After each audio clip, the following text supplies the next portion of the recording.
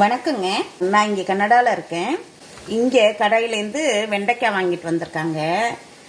நம்ம ஊரில் வந்து வெண்டைக்காய் வந்து குச்சி குச்சா நீட்டாக இருக்கும் இல்லைங்களா? இங்கே வந்து குண்டு குண்டாக இருக்குது.